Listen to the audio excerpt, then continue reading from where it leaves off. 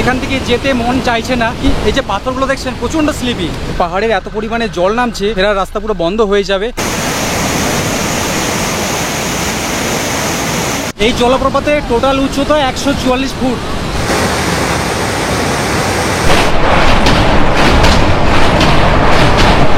সময়ের সাথে মানুষের ট্রাভেলের প্রতি চিন্তাভাবনা পাল্টাচ্ছে। পুরাতন জায়গা ছেড়ে নতুন অপডেটের দিকে পা বাড়াচ্ছি আমরা প্রতিদিন। তবুও ঘোর বর্ষায় কিছু পুরানো স্মৃতি আবার সজীব হয়ে ওঠে, যেমন বৃষ্টি ভেজা পাহাড়, ঝর্ণা, লেক, ড্যাম ইত্যাদি। আজকের গল্পের এই একটা ভিডিওতেই রয়েছে কলকাতা থেকে 7 ঘন্টা দূরে সিটি অফ ওয়াটারফলসের বেশ কিছু পাহাড়, ঝর্ণা, থাকার হোটেল, ঘোরার টোটাল খরচের বিবরণ সহ সুন্দর একখানা বৃষ্টি ভেজা train journey.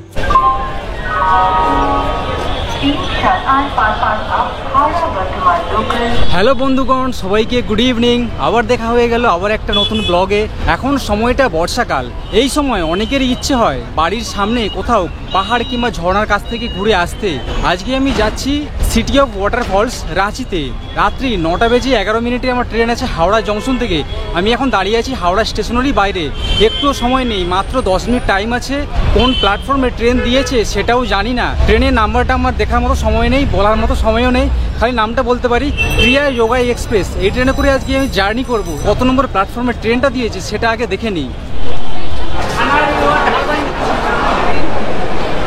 186-15 Howrah Ranchi Hatiya express দিয়েছে 22 নম্বর প্ল্যাটফর্মে। হাতে একদম মাপের সময় নিয়ে ট্রেন ধরা কিন্তু প্রচণ্ড টাফ। আমি ঘাটাল থেকে বাস জার্নি করে হাওড়াতে এসেছি, কোনো রকমের প্ল্যাটফর্মে ঢুকে গেছি। ট্রেনও দেখছি সাথে সাথে ঢুকে গেছে। ভাগ্য খুব ভালো ছিল যে ট্রেনটা আমি ধরে নিয়েছি। আর ট্রেনের একদম শেষ ভাগে রয়েছে লাগেজ কম্পার্টমেন্ট, তারপরে সমস্ত এসি। আমি এখন এগিয়ে চলেছি ট্রেনের একদম সামনের ভাগের দিকে, কারণ আজকে আমার টিকিট আছে স্লিপার কোচে। ট্রেনটা এত লম্বা, হাঁটতে হাঁটতে দেখুন একদম যে হাওড়ার বাস লাইনে যে ব্রিজ আছে সেখান পর্যন্ত চলে আসছি। এই ট্রেনটা লম্বায় বিশাল বড়, টোটাল 24খানা কোচ নিয়ে ট্রেনটা প্রতিদিন হাওড়া থেকে রাঁচি পর্যন্ত যাওয়া আসা করে। এখানে প্ল্যাটফর্মে বোর্ডে দেখলাম যে হাতিয়া এক্সপ্রেস দেওয়া আছে, কিন্তু অনলাইনে দেখলাম যে ওখানে ক্রিয়া যোগা এক্সপ্রেস দেওয়া আছে।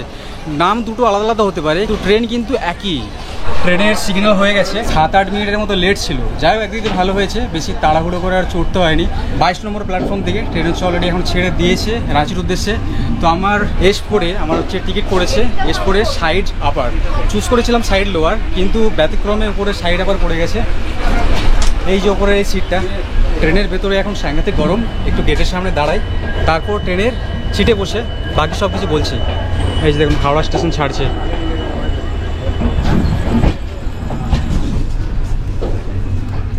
বেসিনের জলটাও গরম।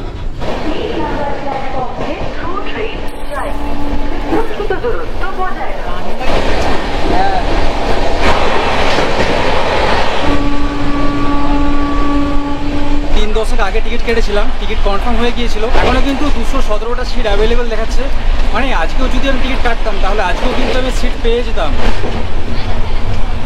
এরপরে কোলাঘাটে ব্রিজ ক্রস করে মেছেদা স্টেশন আসতে চলেছে। মেছেদাতে এই ট্রেনের প্রথম হল্ট রয়েছে 10টা বেজে 6 মিনিটে।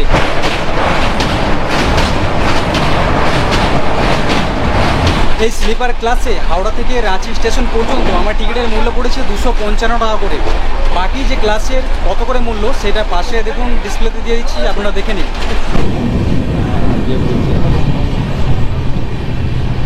রাত্রি 10টায় 6 পৌঁছবার কথা থাকলেও ট্রেন কিন্তু মেছেদা স্টেশনে প্রবেশ করছে 10টা বেজে 26 মিনিটে। 20 মিনিটের মতো ট্রেনটা এখানেই লেট করছে। যখন চলতে শুরু করছে তখন ট্রেনের যে গতি আছে না, একটা আশা রাখা যায় সকালে সঠিক টাইমে আমরা পৌঁছে যাব রাঁচিতে। এরপরে নেক্সট হল্ট আসতে চলেছে খড়গপুর জংশনে। খড়গপুর জংশনের সময় আছে রাত্রি 10টা বেজে 55 মিনিটে। আর আমি বাড়ি থেকে ম্যাগি ফ্রাই নিয়ে এসেছি। কারণটার কিছু না, এই ট্রেনের মধ্যে প্যান্ট্রির সুবিধে নেই। এই ট্রেনে করে জার্নি করতে হলে আপনাদেরও কিন্তু খাবার সঙ্গে করে বেঁধে নিয়ে আসতে হবে, আর তাছাড়া স্টেশনের বাইরে থেকে খেয়ে আসতে হবে।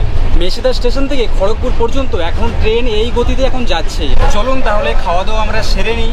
এরপরে সবাই এক এক করে সব ঘুমিয়ে পড়ছে, লাইট বন্ধ করে দিয়েছে দেখতে পাচ্ছেন। দেখুন সব হচ্ছে শুয়ে পড়েছে। এখন বাজলো 11টা বেজে 15 মিনিট। এখন আমরা এসে পৌঁছে গেছি খড়গপুরের জংশনে। এখানে দেখুন মারাত্মক লেভেলের বৃষ্টি হয়েছে, সেই লেভেলের বৃষ্টি, পুরো প্ল্যাটফর্ম ভেজা। আর এই কথা মনে করতে করতে যে কালকে রাঁচিতে ওখানে গিয়ে আমরা কী সম্মুখীন হতে হবে আমাদের, সেইটা একটু মোবাইলে চেক করছিলাম। আজকে কিন্তু রাঁচিতেও বৃষ্টি হচ্ছে, 25 ডিগ্রি সেলসিয়াস ওখানে টেম্পারেচার, সর্বনিম্ন 24। কালকেও দেখাচ্ছে 24 ডিগ্রি সেলসিয়াস টেম্পারেচার থাকবে, তার সাথে সারা দিন কালকে বৃষ্টি হবে। সঙ্গে ছাতা নিয়ে এসেছি, বাদবাকি ওখানে স্টেশনে পৌঁছোই, তারপর অবস্থা বুঝে ব্যবস্থা করব। সময় বেশি ব্যয় না করে রাতে ঘুমিয়ে পড়ি। রাত্রে দেখাবার মতো বাইরে কিন্তু কিচ্ছু নেই, সব অন্ধকার। আপনাদের সাথে দেখা হচ্ছে একদম ট্রেন থেকে নেমে কালকে সকাল 5:30টায় একদম রাঁচি স্টেশনে।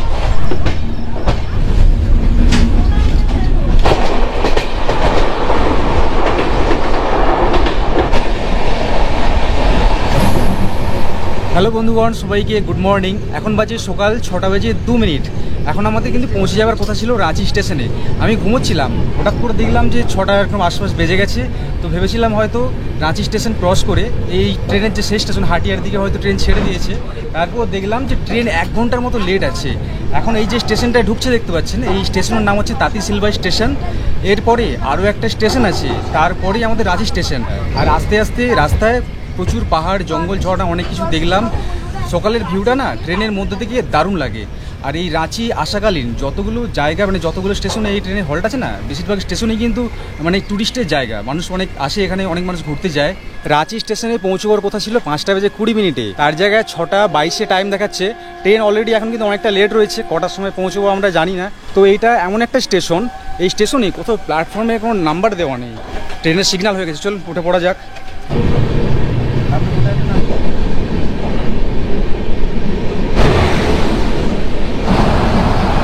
এই রাঁচির 2 নম্বর প্ল্যাটফর্মে এসে পৌঁছালাম। এখানে এসে পৌঁছানোর কথা ছিল 5:20। চলুন 1 ঘন্টা লেট তো হয়েই গেছে, কিছু করার নাই। ট্রেন জার্নিটা বেশি লম্বা করে দেখায়নি, তার কারণ এই রাঁচি সাইট সিনটা এই ভিডিওর মধ্যে আমি রেখেছি। তাহলে চলুন স্টেশনের বাইরে বেরোনো যাক।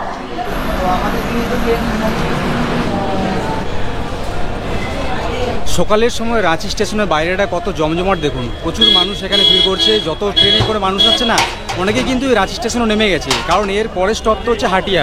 অর্ধেক মানুষ এখানে নেমে যায়, বাকিগুলো সব যেগুলো থাকে সেগুলো হাটিয়া স্টেশনে গিয়ে নামে। এখানে স্টেশনের বাইরে আসলে দেখতে পাবেন এইরকম টোটো গাড়ি, তারপর এখান থেকে শেয়ারিংয়ের সব হচ্ছে বিভিন্ন রকম গাড়ি, 4 চাকা এখানে সব আছে। এখান থেকেও কিন্তু গাড়ি রিজার্ভ করে এখানে সাইট সিন করতে যাওয়া যায়। কিন্তু আমরা আমাদের হোটেলে আগে যাব, একটা রুম টুম নিয়ে ফ্রেশ হয়ে তারপরে একটা গাড়ি রিজার্ভ করে কত কি নিচ্ছে সব কিছু শেয়ার করবো আপনাদের সাথে। স্টেশনের সামনে রুম নিলে হোটেলে যাওয়া আসার খরচ এবং সময় দুটোই বাঁচবে। স্টেশন থেকে বাইরে বেরিয়ে স্টেশনের রোড ধরে অল্প একটু হেঁটে আসার পরে থাকার জন্য অনেক হোটেলের অপশন রয়েছে। এই যে গলিটা দেখছেন, এইটা হচ্ছে স্টেশনের রোড থেকে একদম ভেতরের দিকে চলে আসছে। এই জায়গাতে এসে আমরা হোটেল রয়্যাল রেসিডেন্সি, এই হচ্ছে হোটেলটা দেখুন, এত বড় হোটেলটা। এই হোটেলে আমরা হচ্ছে রুম নিয়েছি। হাতে যেহেতু সময় খুব বেশি ছিল না, সেই জন্য খুব একটা সময় নষ্ট করিনি। এই যে দেখছেন, এটা হচ্ছে রিসেপশন, এটা হচ্ছে হোটেলের ভেতরটা। চেক ইন করে নিয়েছি, ওপরে 2nd ফ্লোরে আমাদের রুমটা, চলুন দেখাই।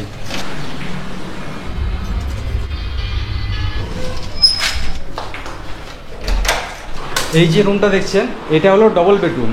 পাশে এখানে সব টেবিল, ওয়ার্ড্রপ, এখানে আলমারির মতো দেখুন সব আছে। ভেতরে এখানে বালিশ, কম্বল সব কিছু দেওয়া আছে। এখানে এলইডি টিভি লাগানো আছে দেখতে পাচ্ছেন। পাশে এখানে মিরর আছে, অ্যাটাচ বাথরুম আছে, কোমোড, বেসিন, মিরর সব কিছু আছে, শাওয়ারের ব্যবস্থাও আছে। রুমটা মোটামুটি আমার তো পার্সোনালি খুব ভালোই লেগেছে। আমাদের কাছ থেকে 1000 টাকা নিয়েছে, দুজন আসলেও 1000 টাকা, কিংবা 2জন 3জনের যদি গ্রুপে যদি আসেন তাও কিন্তু 1000 টাকা। এখানে থাকার জন্য কিন্তু হোটেলের অপশন প্রচুর রয়েছে। আমাদের হাতে যেহেতু সময় ছিল না, সেই জন্য আমরা এই রুমটা নিয়ে নিয়েছি। আপনাদের বাজেট মতো আপনারা হোটেল এখানে এসে নিন, আগে থেকে অনলাইন বুক করার কোনো প্রয়োজন নেই। আমাদের হোটেল থেকে বেরিয়ে এসে গলির সামনে থেকে এখান থেকেই কিন্তু গাড়ি রিজার্ভে পাওয়া যাচ্ছে। অটো কিংবা এরকম 4 চাকা, যেটাতে করে খুশি আপনারা যেতে পারেন। অটোর প্রাইসটা জিজ্ঞেস করে নেবো। এই 4 চাকায় করে আমরা 4টে পয়েন্ট ঘুরবো, মানে দশম ফলস, হুটুর ফলস, সীতা ফলস, আর একটা জোনা ফলস বলে আছে। 4টে ফলস আজকে আমরা এই গাড়িতে করে ঘুরবো। আর আমাদের এই গাড়িতে ভাড়া নিচ্ছে 2000 টাকা বলছে একটা সাইড। আলাদা করে যদি দশম ফলস আমরা যাই তাহলে পড়বে আলাদা করে 500 টাকা চার্জ। তো আমরা একটু কথাবার্তা বলে একটু দরদাম করে নিয়েছি। আমরা 2300 টাকা দিয়ে 4টে ফলস আজকে ঘুরবো। আমার 4 হুইলারে যাওয়ার একটা কারণ আছে, এক তো ঝাঁকুনি কম। অটোতে গেলে যে কানে একটা শব্দ একটা আসতো, সেই শব্দটা আসবে না, মানে একটা রিল্যাক্স ফিল করতে করতে আজকে জার্নিটা করতে পারবো। আমরা খাবার দাবার এখানে কিছু খাইনি। ড্রাইভার কাকু বললো যে আগে গিয়ে একটা বাঙালি হোটেল আছে যেখানে খাবার দাবার খুবই ভালো, প্রায় 15 কিলোমিটারের আশেপাশে 30 মিনিটের মতো সময় লেগে যাবে। তো আমরা ওখানেই যাব, ওখানে গিয়েই খাওয়া দাওয়া করবো। বলেছিল ঠিকই, কিন্তু সময়টা একটু বেশি লাগলো আসতে। আসলে রাস্তায় অনেক জ্যামও ছিল। রাঁচির ফেমাস ফুচকা, তার সাথে বাঙালি কচুরি, এটা হচ্ছে রাঁচির ফেমাস। এখানে আসলে কিন্তু অবশ্যই আপনারাও ট্রাই করবেন, বলছে সবাই ভালো। এরকম ছোলা আলু দিয়ে একটা সবজি, তো এগুলো দিয়ে সকালের এখন ব্রেকফাস্ট আমরা করে তারপর এখান থেকে রওনা হবো আমাদের প্রথম সাইট সিনে। খাবারের মধ্যে নতুনত্ব তেমন কিছু ছিল না। আসলে আমরা পৌষ পার্বণের সময় ওই যে তেলে ভাজা একটা পিঠে খাই না, ওই পিঠাটাই এখানে পাওয়া যাচ্ছে, কিন্তু এটা চিনি ছাড়া, আমরা চিনি দিয়ে খাই, যার জন্য টেস্টটা একটু ডিফারেন্ট লেগেছে। কিন্তু খাবার দাবার এখানে ভালো। মাত্র 21 টাকায় সকালের খাওয়া দাওয়া আমাদের হয়ে গেল। খাওয়া দাওয়া করে প্রথমে আমরা যাচ্ছি সীতা ফলসের দিকে। রাঁচি স্টেশন থেকে সীতা ফলসের ডিস্টেন্স টোটাল 35 কিলোমিটারের মতো। যেখান থেকে খাওয়া দাওয়া করেছি ওখান থেকে 20 কিলোমিটার। রাঁচি বিভিন্ন কারণে বিখ্যাত। প্রথমত রাঁচি পাগলা গারদের জন্য বিখ্যাত, কিন্তু সেটা পাতরাতু ভ্যালিতে সেটা হচ্ছে উপস্থিত, সেটা আমরা ওখানে যাচ্ছি না, সেই জন্য দেখাতে পারছি না। আর তাছাড়া রাঁচি হচ্ছে যে ক্লিন সিটি এবং ঝাড়খণ্ডের রাজধানী, তার সাথে ঝাড়খণ্ডের দ্বিতীয় জনবহুল শহর। এছাড়াও রাঁচিকে সিটি অফ ওয়াটারফলসও বলে। রাঁচিতে কিন্তু প্রচুর ওয়াটারফলস আছে দেখার মতো। মানে একদিনের ট্রিপে রাঁচি ঘুরতে আসলে কিন্তু সব জায়গাগুলো কভার করে ঘুরে যাওয়া একদম অসম্ভব। এখানে আসলে কম করে 2 দিন এখানে থাকতে হবে, তবে সমস্ত সাইট সিনগুলো করা যাবে। তো আজকে আমরা একদিনে চেষ্টা করছি যতগুলো জায়গা কভার করতে পারি সেগুলি আপনাদের সাথে শেয়ার করব।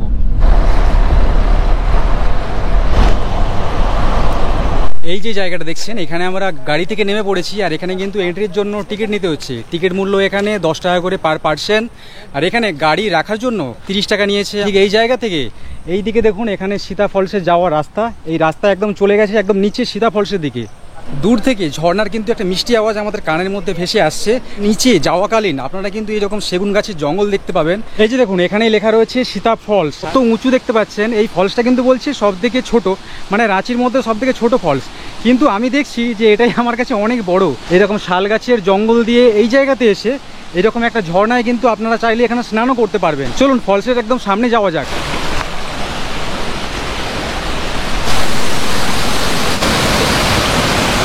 এখানে কিন্তু পরিষ্কার করে লেখা রয়েছে সাবধান, আগে না যায় আগে খতরা হয়।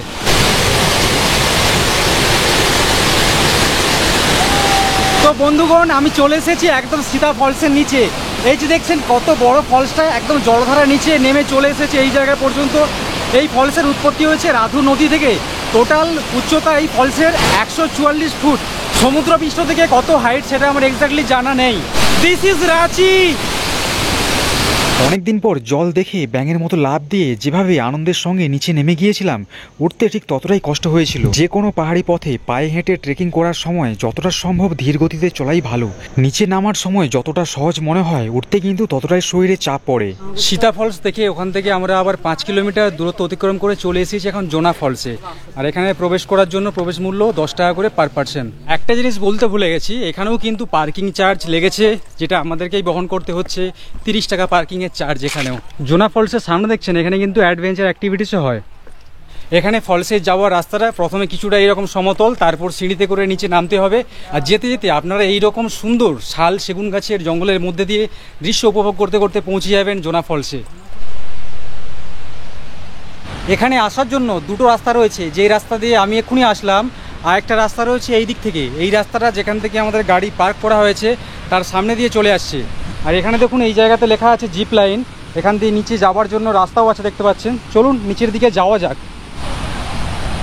এখানে নিচে নামার জন্য কিন্তু সিঁড়ির কোনো ব্যবস্থা নেই। এখানে পাথরের এইরকম ধাপ কেটে সিঁড়ির মতো তৈরি করে দেওয়া হয়েছে, মানে জাস্ট কোনো রকমে নিচে ওঠানামা করার জন্য। এখান দিয়ে কিন্তু ফলসের একদম নিচে পর্যন্ত যাওয়া যায় না, ওপর থেকে এই ফলসটাকে এনজয় করতে হয়। এই জোনা ফলসের উচ্চতা 144 ফুট। এই জোনা ফলসকে গৌতম ফলসও বলা হয়। নিচে গৌতম দেবের একটা মূর্তি আছে, তবে সেটা কোন জায়গায় বুঝতে পারছি না। আমরা হয়তো ভুল জায়গায় নেমে পড়েছি। নিচে ওখানে দেখতে পাচ্ছি কিছু মানুষ ওখানে দাঁড়িয়ে আছে, নিচে ঘোরাফেরা করছে। হয়তো অন্য একটা রাস্তা আছে, এই দিক থেকে নেমে গেছে, ওই দিক থেকে মানুষজন নামছে নিচে। আর এই যে জোনা ফলস, এর উৎপত্তি হয়েছে কিন্তু রারু নদী থেকে। এক কথায় যদি বলি, জায়গাটা কিন্তু খুবই সুন্দর লাগছে, অপূর্ব। এখান থেকে যেতে মন চাইছে না, ইচ্ছে করছে এখানে স্নান করি। জায়গাটা কিন্তু ডেঞ্জার, এখানে কিন্তু সচরাচর নামতে দেওয়া হয় না। আমাদের বারণ করে দিয়েছিল এখানে আসার আগেই। আর এখানে এই যে পাথরগুলো দেখতে পাচ্ছেন, এই পাথরে কিন্তু বড় বড় করে লেখা আছে জায়গাটা ডেঞ্জার। যেই সময় জলের ফ্লো বেশি থাকে ওই সময় কিন্তু এই জায়গাতে আসতে দেওয়া হয় না। আর এখানে নামাটাও প্রচণ্ড বিপজ্জনক এবং রিস্কি। এই যে পাথরগুলো দেখছেন প্রচণ্ড স্লিপি। আমি যাই হোক ট্রেকিং জুতো পরে আসছিলাম, সেই জন্য একটু সাহস করে নিচে নেমেছি। এখানে আসলে আপনারা কিন্তু একদমই নামবেন না, আপনাদেরকে একদমই রেকমেন্ড করবো না যে এখানে নামুন। এই ফলসের একদম নিচ পর্যন্ত গেলে টোটাল 722টা সিঁড়ি ভেঙে ওঠানামা করতে হয়। প্রচণ্ড গরম এখন, সেই জন্য একদম নিচে নামলাম না। কিন্তু ওপর থেকে যা দেখাবার ছিল পুরোটাই হচ্ছে দেখিয়ে দিলাম। এই ফলসে ঘুরতে এসে এখানে জলের বোতলের দাম 20 টাকা করে রেখেছে, এই জিনিসটা ভালো। আমরা এখন গৌতমধারা ফলস মানে জোনা ফলস থেকে এখন যাচ্ছি 38 কিলোমিটার গাড়িতে করে আবার হুন্ড্রু ফলসে। ওখানে যাওয়াকালীন ওখানে একটা হোটেল আছে, ওখানে খাবার দাবারের অর্ডার হচ্ছে আমরা গাড়িতে বসিয়ে দিয়ে দিয়েছি। আমাদের যে ড্রাইভার কাকু আছে ফোন করে খাবার বুকিং করে দিয়েছে, কারণ ওখানে গিয়ে খাবারের অর্ডার দিয়ে নিচে গেলে তারপর যখনকে আমরা আসবো তখনকে অনেকটা দেরি হয়ে যাবে। আর যেহেতু আমরা একদিনের ট্রিপ করছি, একদিনে বেশি জায়গা ঘোরা সম্ভব নয়, তবুও আমরা 4টে পয়েন্ট আমরা আজকে সারাদিনে ঘুরে দেখবো। আর আপনাদের বলছি, আপনারা যখন এখানে ঘুরতে আসবেন এইরকম একদিনের ট্রিপে যদি হাতে সময় কম থাকে তাহলে অবশ্যই এরকম 4 হুইলার নিয়ে নেবেন। এতে কী হবে, অনেকটা টাইম কমে যাবে, অনেকগুলো জায়গা আপনারা ঘুরে আবার রাতের ট্রেন ধরে এখান থেকে বাড়ি ফিরে যেতে পারবেন। আর যদি অটোতে যান তাহলে খরচটা হয়তো অনেকটা কম পড়বে, কিন্তু 3টার বেশি পয়েন্ট সারাদিনে দেখতে পারবেন না, এটা পুরো গ্যারান্টি দিয়ে বলছি। হুন্ড্রু ফলসে যাওয়ার আগে এখানে একটা ড্যাম পড়ে, যে ড্যামের নাম বেতাল সুত। এটা তৈরি হয়েছে সুবর্ণরেখা নদীর ওপরে। এই ড্যাম থেকে কিন্তু কন্টিনিউ এখান থেকে জল ছাড়া হয় কম বেশি।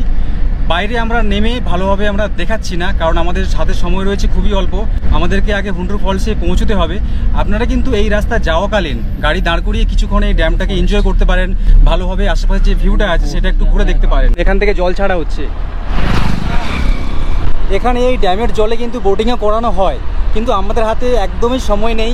পরে যদি কখনো ঘুরতে আসি তাহলে এখানে বোটিং করব। এর আগেও অনেক জায়গায় গিয়েছি, অনেক জায়গায় বোটিং করেছি যদিও, তবুও এখানে একটা এক্সপিরিয়েন্স, একটা নতুন জায়গা। ওই বেতাল সুত ড্যাম থেকে আমরা অল্প একটু এগিয়েছি, দেখুন একটা কি সুন্দর সুন্দর একটা ফরেস্ট। এখানে চারিদিকে রয়েছে শাল সেগুনের জঙ্গল, একদম পুরো ছবির মতো দৃশ্য, যেমনটা আমরা মোবাইলে 6 ইঞ্চি স্ক্রিনে আমরা দেখে থাকি। এই শাল গাছের জঙ্গল বলছে সামনে 1 কিলোমিটার দূর পর্যন্ত বিস্তৃত।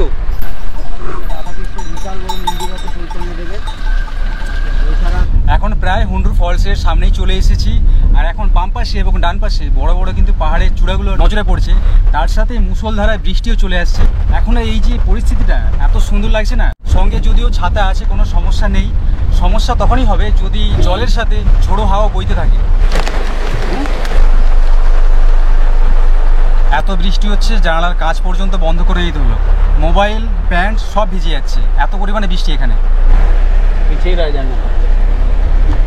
তো ড্রাইভার কাকু বলছিলেন যে এই হুন্ড্রু ফলসের একদম নিচ পর্যন্ত গাড়িতে নিয়ে গিয়ে ছেড়ে দেবে, কারণ টোটাল 740টার মতো সিঁড়ি ধাপ ভেঙে আমাদেরকে নিচে নামতে হবে। কিন্তু এখানে প্রচণ্ড পরিমাণে এখন বৃষ্টি চলে আসছে, নিচের যে রাস্তা সেই রাস্তা দিয়ে পাহাড়ের এত পরিমাণে জল নামছে যে ওই রাস্তা দিয়ে গাড়িতে যাওয়া যাবে না। একবার যদি বৃষ্টি জোর চলে আসে তাহলে ওই রাস্তা দিয়ে কিন্তু আজকে আমাদের সারাদিনের মতো ফেরার রাস্তা পুরো বন্ধ হয়ে যাবে। তো এই জন্য অন্য একটা রাস্তা আছে, সেই রাস্তা দিয়ে আমরা চলেছি হুন্ড্রু ফলসের দিকে।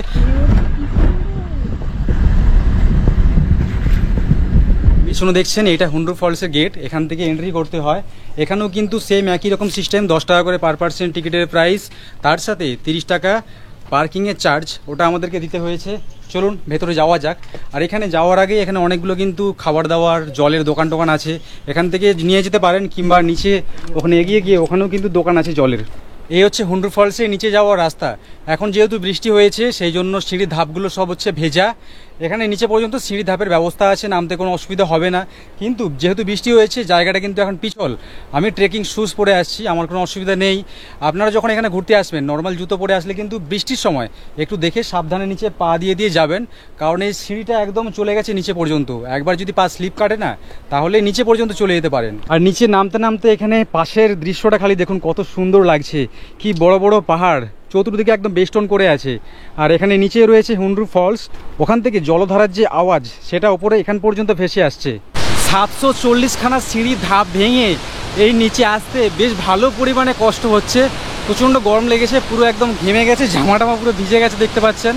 জায়গাটা যেমন অপূর্ব সুন্দর তেমনি কিন্তু এখানে নামতে কষ্টও আছে। এরপরে এই সিঁড়িগুলো চড়াই করে উপরে উঠতে আরও বেশি কষ্ট হবে, কারণ পাহাড়ে যখন আমরা ট্রেক করে আসি নামতে খুবই সুবিধা হয়, আমাদের ইজিলি নেমে যায় কম সময়ে, কিন্তু উঠতে সব থেকে বেশি কষ্ট হয়, সময়ও লাগে অনেক বেশি। তো নিচে চলে আসলাম, পেছনে এই যে দেখছেন এই যে জলপ্রপাত, এরই নাম হুন্ড্রু জলপ্রপাত, যেটা ভারতবর্ষের উচ্চতার দিক দিয়ে 34তম জলপ্রপাত। এর উচ্চতা 322 ফুট, সমুদ্রপৃষ্ঠ থেকে উচ্চতা 1496 ফুটের মতো। এক্স্যাক্টলি আমি জানি না, যেটা আমি গুগলে দেখেছি সেটাই আপনাদের বলছি। এই জলপ্রপাতের সোর্স আর কিছু না, সুবর্ণরেখা নদী, যেই নদীর ওপর দিয়ে আমরা ড্যামটা ক্রস করে এখানে এসে পৌঁছেছি সেই সুবর্ণরেখা নদী থেকেই এই হুন্দ্রু জলপ্রপাতের সৃষ্টি হয়েছে। তো পাশে এখানে রয়েছে ছোট্ট একটা শিবলিঙ্গ, আর এখানে লেখা রয়েছে সাবধান আগে না যায় মদ বুলা রহি হ্যায়। এই জায়গার এই যে পাথরগুলো না প্রচণ্ড পিছল, এই বৃষ্টির সময় এই পাথরগুলো যদি ভেজা থাকে পা একবার স্লিপ করলে একদম সোজা নিচে চলে যাবেন। এখানে দেখতে পাচ্ছেন অনেক ট্যুরিস্ট আসছে, যে ওপরে ওখানে দাঁড়িয়ে রয়েছে। অনেকেই আছে যারা ভুল করে এই জায়গায় চলে আসে এবং স্লিপ খেয়ে নিচে পড়ে যান, তো তাদেরকে উদ্ধার করার জন্য নিচে দেখতে পাচ্ছেন এইরকম বোর্ডের ব্যবস্থা আছে। এখানে জলধারা এমনিতেই এতটা উপর থেকে পড়ছে যে জল পুরো ধোঁয়ার মতো উড়ে আসছে দূর পর্যন্ত, গায়ে এসে ছিটে লাগছে বুঝতে পারছি। তার উপরে শুরু হয়েছে আবার তুমুল বৃষ্টি। ছাতাটা যাই হোক গাড়ি থেকে সঙ্গে করে নিয়ে আসছিলাম। যে কোনো পাহাড়ে ঘুরতে গেলে ওয়েদার কিন্তু মিনিটে মিনিটে চেঞ্জ হয়। এই রোদ রয়েছে, আবার এই বৃষ্টি। একদম ফলসের সামনে এখানে ছোট ছোট কাঠের মাছ, ছুরি, কুমির এইসব এখানে বিক্রি হচ্ছে। নিচে নামার সময় যতটা আগ্রহের সাথে নিচে নেমে গিয়েছিলাম, ওঠার সময় দ্বিগুণ 3 গুণ কষ্ট, উঠতেই পারছি না।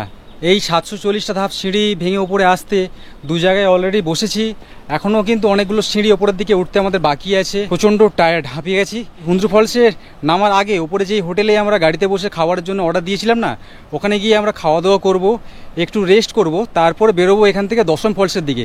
কারণ দশম ফলস এখান থেকে অনেক কিলোমিটার দূর। গেটের ভেতরের দিকে প্রবেশ করেই এখানে দেখুন মোহিত হোটেল রয়েছে, এখানে আমরা খাবো। আজকে দুপুরে খাওয়ার মেনুটা আপনাদেরকে দেখিয়ে দিই। আমরা ভেজ থালি অর্ডার করেছিলাম যখন আসছিলাম গাড়িতে বসে।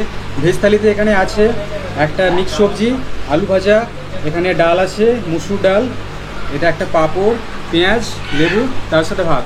তো এটা হলো ভেজ থালি। তো এর সাথে এখানে এসে আমরা আলাদা করে নিয়েছি একটা ডিম। একটা ডিমের অমলেটের দাম নিচ্ছে 15 টাকা। আর এখানে আছে মাংস, এটা দেশি মুরগির, এটা ঝোল। এটা দেশি মুরগির ঝোলের আলাদা করে এক প্লেটের দাম নিচ্ছে 160 টাকা। আর এখানেই যদি আমরা চিকেন থালি নিতাম, মানে দেশি মুরগি দিয়ে মানে থালি, তাহলে কিন্তু সেটা এখানে 170 টাকা। সিজন হিসাবে চেঞ্জ হয়, কখনো কখনো 180 টাকাও বিক্রি হয়। খাওয়া দাওয়া করে আমরা আবার গাড়িতে করে আবার রওনা হবো দশম ফলসের দিকে। জমিয়ে খাওয়া দাওয়া হলো, এরপর নিতে হবে একটা জমিয়ে ঘুম। কারণ এই হুন্ড্রু ফলস থেকে দশম ফলস পর্যন্ত দূরত্ব 80 কিলোমিটার। 80 কিলোমিটার জার্নিটা কিন্তু অনেকটা জার্নি, বেশ অনেকক্ষণ সময় লাগবে, প্রায় 1.5 ঘন্টারও বেশি সময় লাগতে পারে। তো এই সময়টা, এই যে শরীরে যে ক্লান্তিটা আছে না, এটা একটু দূর করার সময়। এখন একটু ঘুমিয়ে নিই, এরপরে ওখানে পৌঁছে ওখানে দশম ফলসের কী পরিস্থিতি ওখানে সেটা আপনাদের সাথে শেয়ার করব।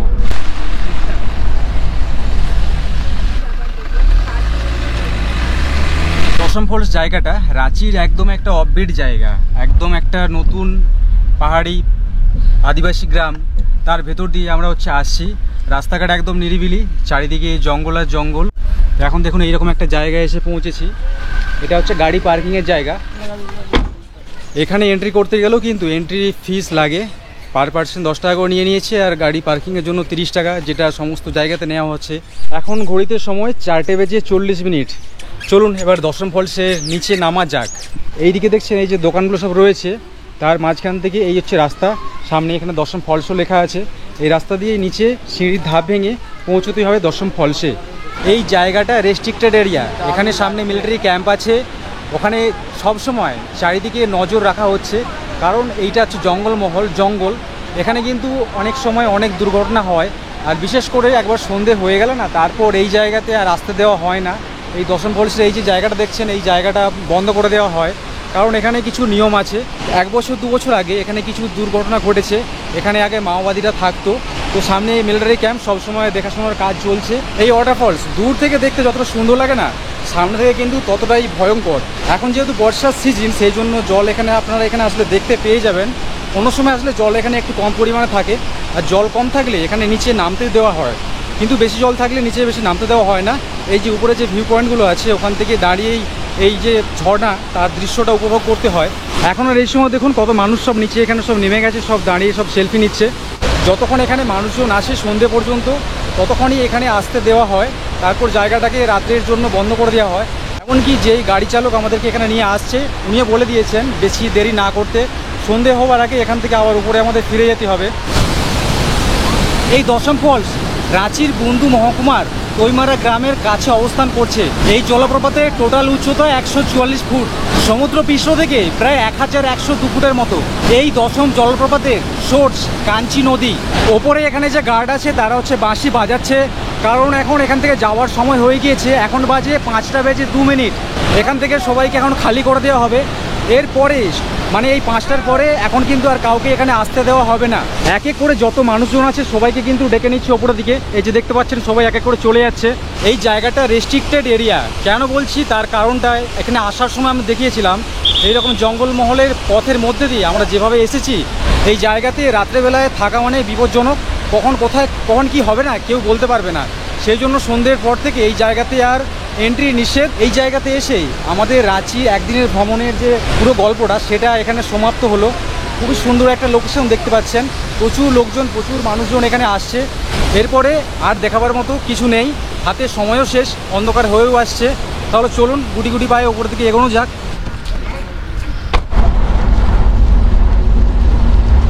গাড়ি থেকে স্টেশনের সামনে এসে নেমেছি, তার মধ্যে দেখুন মুষলধারায় বৃষ্টি শুরু হয়ে গিয়েছে।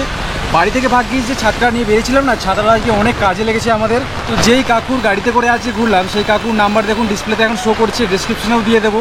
এমনিতেও এখানে আসলে কিন্তু সামনে থেকে আপনারা অনেক অটো কিংবা এখান থেকে রিজার্ভে যে কোনো 4 চাকা গাড়ি আপনারা পেয়ে যাবেন। প্রচণ্ড বৃষ্টি হচ্ছে, চলুন রুমের দিকে যাওয়া যাক। যেহেতু আমি আজকে রাতের ট্রেন ধরেই বাড়ি ফিরবো, সেই জন্য হোটেলে যাওয়ার আগে 1 প্লেট মঞ্চুরিয়ান এবং 1 প্লেট চাউমিন নিয়ে নিয়েছি রাতের জন্য। এখন বাজলো ঘড়িতে 9টা বেজে 26 মিনিট।